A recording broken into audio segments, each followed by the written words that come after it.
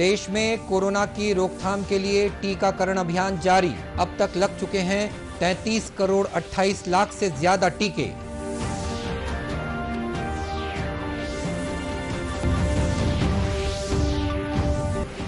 Corona से ठीक होने वालों की दर 97% हुई। छत्तीसगढ़ में भी लगातार कम हो रही कोरोना मरीजों की संख्या।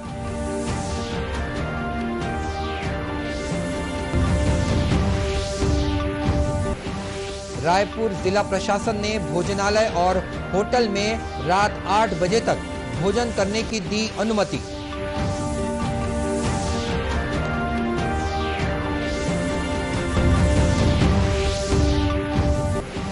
और कोरबा में सफाई कर्मचारी लोगों को टीका लगवाने के लिए कर रहे हैं जागरूक। इस पहल से टीकाकरण में आई गति।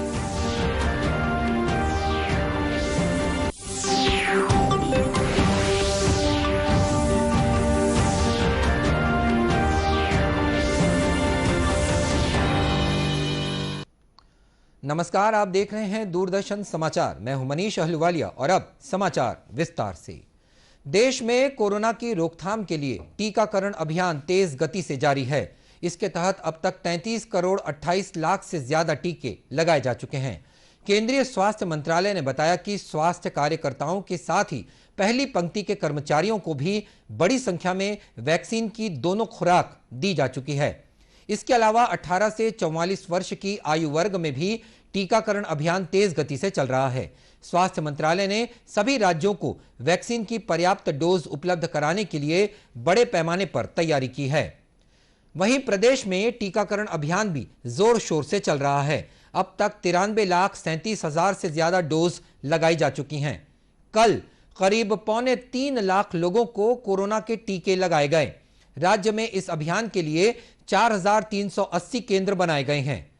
प्रदेश के ग्रामीण क्षेत्रों में भी 18 वर्ष से अधिक उम्र के लोगों में टीका लगवाने के प्रति काफी उत्साह देखा जा रहा है। इसी कड़ी में धमतरी जिले में भी युवा बड़ी संख्या में टीकाकरण केंद्रों तक पहुंच रहे हैं। पिछले दिनों प्रधानमंत्री नरेंद्र मोदी ने मन की बात कार्यक्रम में बताया कि उन्होंने भी वैक्सीन के दोनों डोज लगवा लिए हैं। प्रधानमंत्री की इस घोषणा से उत्साहित होकर धमतरी जिले के नागरिक भी कोरोना से बचाव के लिए टीका लगवाने को उत्सुक हो रहे हैं।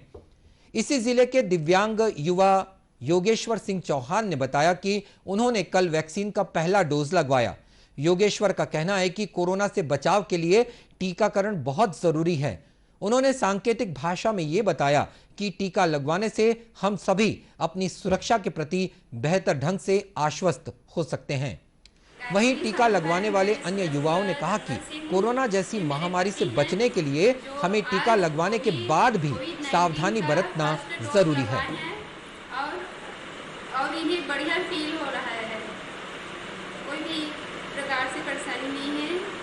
तो आप सभी को मेरा अनुरोध है कि आप भी कोविड-19 का टीकाकरण लगवाएं।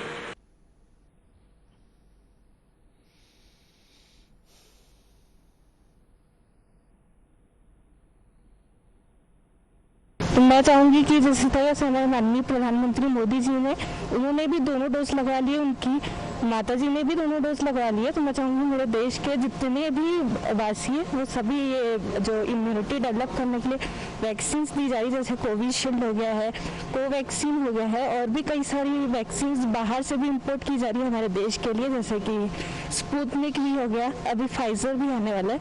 तो इन सारे वैक्सीन को हमें सीरियसली लेना है और डरना नहीं है, हेजिटेट नहीं करना है। अनजाने में ही सही है, लेकिन अगर आप बाहर कहीं घूमने जाते हैं, किसी भी काम से हो कहीं भी जाते हैं, और अगर वहाँ से आपके थ्रू आ गया और घर में किसी को वैक्सीन नहीं लगी हुई है, तो जाने अनजाने में ही सही, लेकिन आपकी वजह से उन्हें भी वो कोरोना हो सकता है। तो इसीलिए ये बेहतर है कि आप लोग इस वैक्सीन को लगवाइए और खुद भी आप सुरक्षित रहिए और अपने आसपास के लोगों को, खास करके अपने घर वालों को भी सुरक्षित रखें। नमस्कार दोस्तों, मेरा नाम है आशीष शर्मा।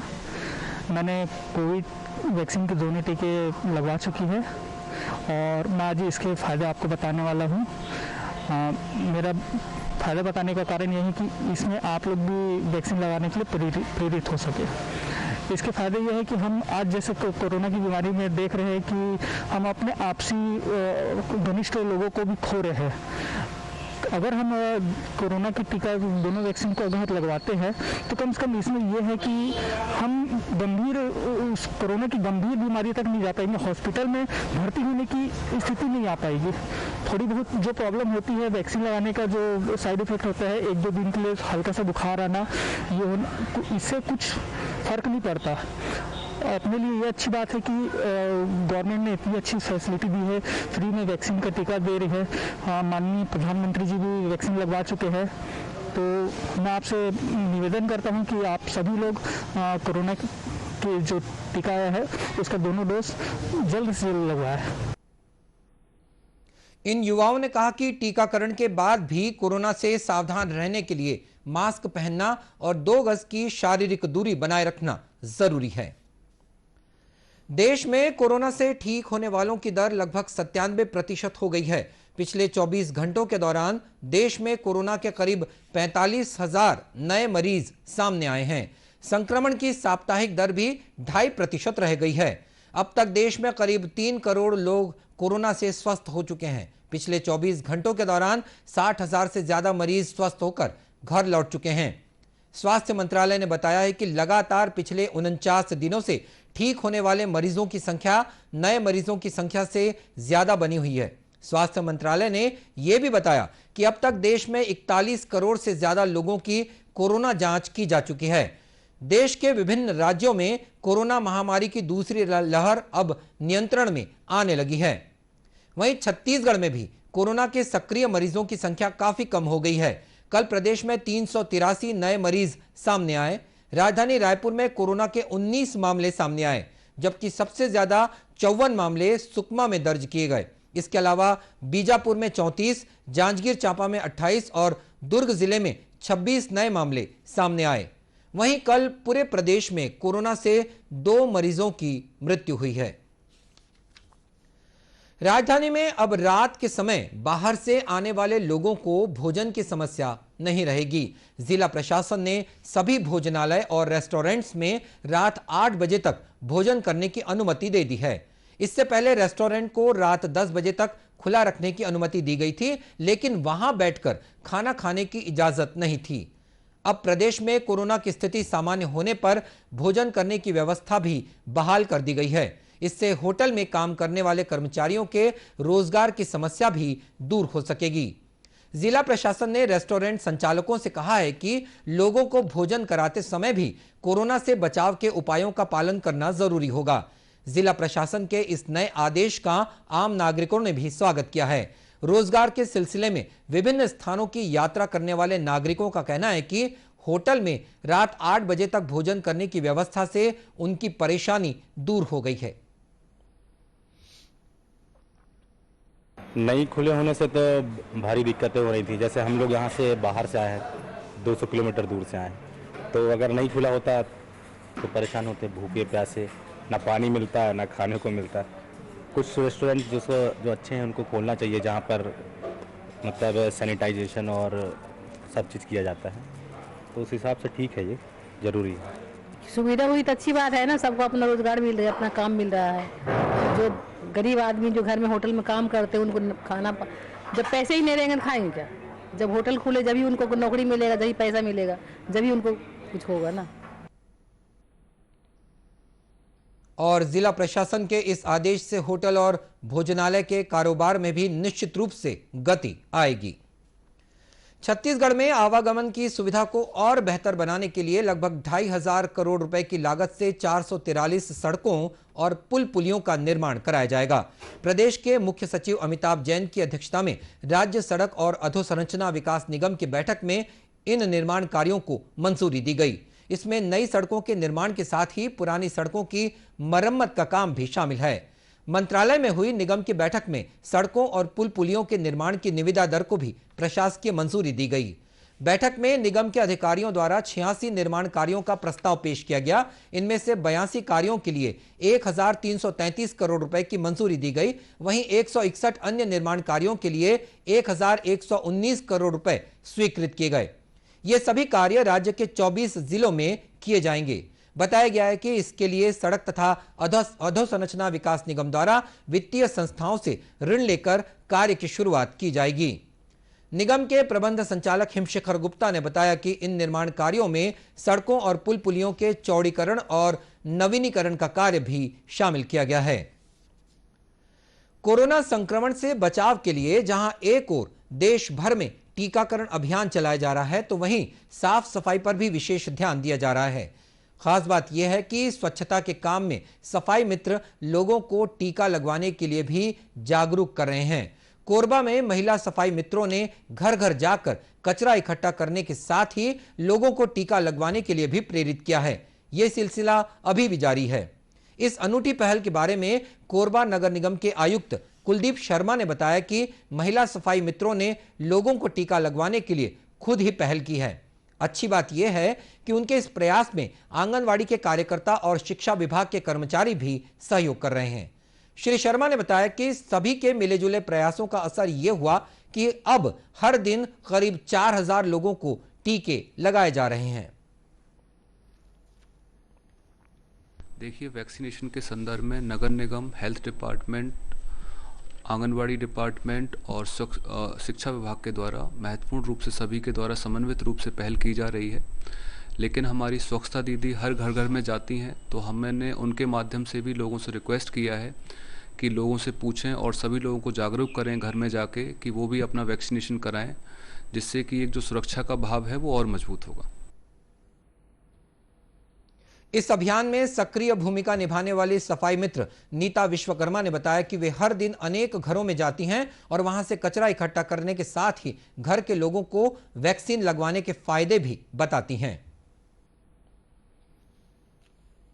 एक तो हमारा रजिस्टर मिले हैं, वो रजिस्टर में हम नोट करते हैं कि कितना सदस्य है, टीका लगवाए है कि नहीं लगवाए है, पहला डोज लगे है कि नहीं लगे है, दूसरा डोज कब तक लगवाया है, नहीं लगवाए है तो जाके लगवाओ नज़दीकी स्वास्थ्य केंद्र में। ऐसे कि मतलब समझाइश देते हैं, लेकिन सब जिन अच्छा से समझा थे, सब जिन लगवाते।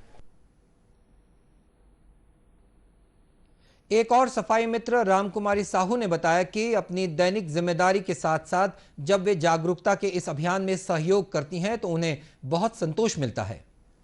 वैक्सीन के लेके समझाई देता हन, जैसे कि पहले तो घर के जो भी गार्जियन है ओला का बोलते ओकर नाम पूछा था, फिर दूसरा माँ यानी जैसे कि टीका लगवाया है कि नहीं लगवाया है करके पूछा था, तो बोला वैक्सीन, तो जैसे कि बोला थे कई जने लगवा डाले हैं, कई जने बोला थे कि नहीं लगवाए हैं, तो नहीं लगवाया है तो का कारण नहीं लगवाया है करके पूछा था। तो जैसे कई जने बोला थे कि उपलब्ध नहीं है, तो कई जने बोला थे कि तबीयत खराब रही से, फिर वो मन लास्ट में बोला थे कि हाँ हम लगवा ले, वो बोला थे।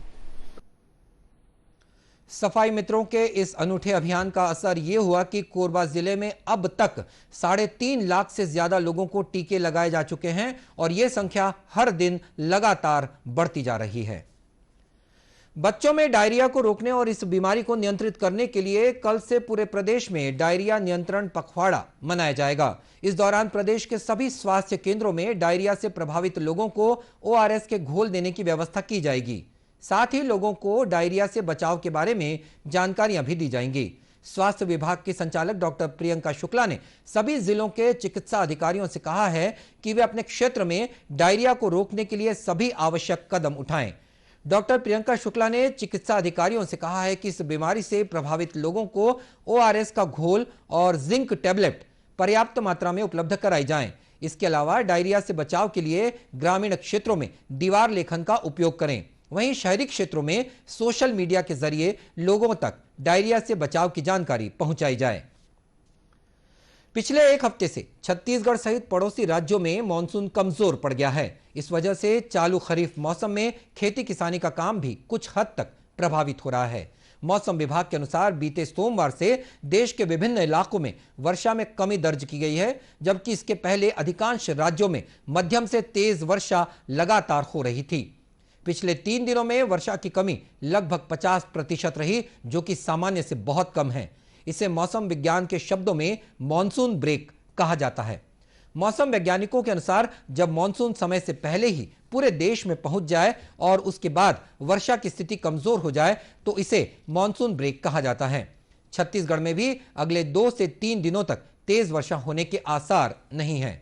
स्थानीय मौसम विभाग के अनुसार अभी छत्तीसगढ़ के ऊपर या आसपास चक्रवात या द्रोणिका की हलचल नहीं देखी जा रही है, इसीलिए फिलहाल प्रदेश में मौसम सामान्य रहने की संभावना है। और इस बुलेटिन में इतना ही। इसी के साथ यह समाचार बुलेटिन समाप्त हुआ। नमस्कार।